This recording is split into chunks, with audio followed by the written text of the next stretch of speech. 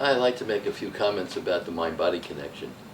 Uh, the overarching term that's been used in current healthcare terms about the intimate relationship between what happens mentally, what happens physically, what happens emotionally, what happens physically. And it's important then to understand from this point of view that there is not a division between what happens between these two realms. Mentally and physically are intimately bound, and this has been the ancient system of healthcare. That's what's been given to us as an ancient model that's been in play for the last 5,000 years. It's been submerged in the last 400 years or so, 450 years, by the current medical model, which has made a division between what's mental and what's physical. So they focused on the physical, but we're looking at the interrelationship of both. And given that, what is significant in terms of what I offer for people to get and grasp is that when things are changed mentally, when you come into order mentally, your physiology and biology is coming into order, that there's a relationship happening between the two. So there are different processes and tools and methods that we use that derive from a mental place, which when they are taken up by us will have physiological reflections that will show changes. Now, I've demonstrated that in my research in asthma and my research in heart rate coherence and strength, and been able to demonstrate that by using mental imagery we have increased heart rate strength and variability, which is a measure of heart rate strength, and that we've been able to change the asthmatic state so that the people who underwent this kind of imagery process didn't need medication. They could get rid of their medication. Nearly 50% of the research group got off medication altogether or substantially reduced the medication, and were able to get off their inhalers. So we were able to demonstrate that there's a relationship between what's happening mentally and what's happening physically. This is not new, but it's new for modern consciousness to understand this.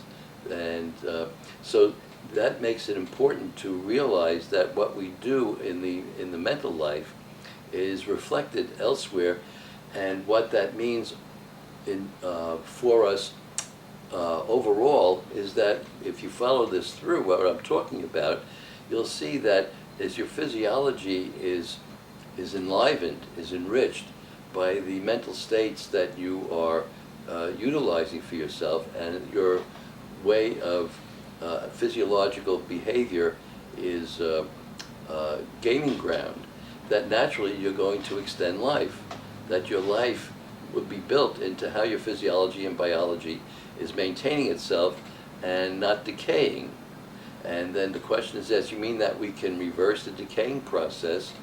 And the answer is yes. And if we reverse the decaying process, then we are extending our life for whatever that might mean for one, in terms either of quantitative functions like lifespan, aging, and so on, or qualitative functions such as what's indicated by the term immortality. So whichever way you want to look at it or combine the both, there's an extension, there's something going on that's giving life to life, and that we're extending the life process. Now, amongst those that I've talked about that have been imagination, and as one primary way of accomplishing this, and another way is faith, the antidote to doubt. Doubt is a decaying function in the system. It prevents us from living, and faith is its antidote. And faith means that there's no regard for the future. That is, that we stay away from our concern about getting better, looking for results, looking for endpoints, seeking goals. But instead, we take on a faith-based work in which we just engage the process. All we need to do is engage the process. So as you're turning yourself in a way towards a more spiritual way of looking at the world, it has a direct effect on your health and on your ability to be your own healthcare guardian, to guard your healthcare and to keep it in shape. So faith is taking steps without regard for the outcome or where it's going. It's taking an action that is similar to unconditional feeling, which is love, and unconditional language, which is image, not dependent on anything around it.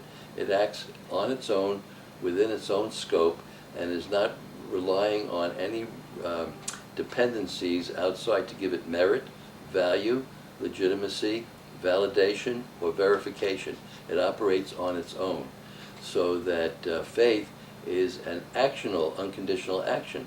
So you're moving and taking steps in life which are allowing you to make up your mind, which is an antidote to doubt, take a step and move forward and not be held back by paralyzed action, which is an antidote to doubt.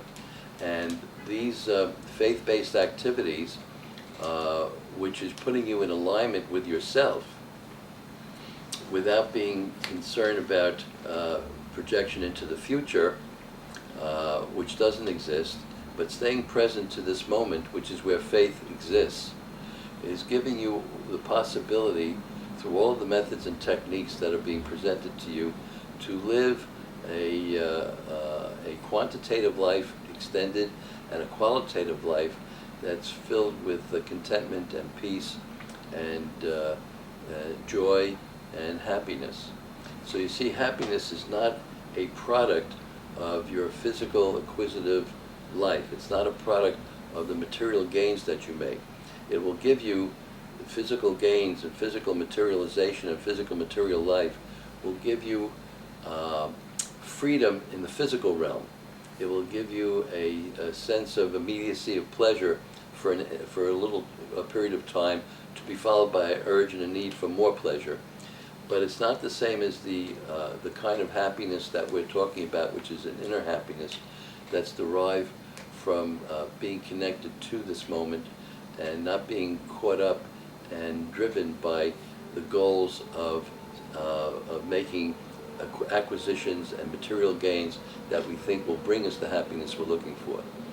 This work that I'm talking about brings us this inner happiness, which is an all-pervasive, ongoing, and continuous state of being, which can't be broken. Once it's experienced, it stays. And it stays with us, and it doesn't require any further necessity for making more gains in a material way. So we have to distinguish between what becomes inner happiness and inner freedom from what is external happiness and external freedom, which is an entirely different way of being in the world, which carries with it this kind of difficulties that I've talked about, doubt and emergency states, and being connected to dependencies and looking for others to give us the answers to life, and so on.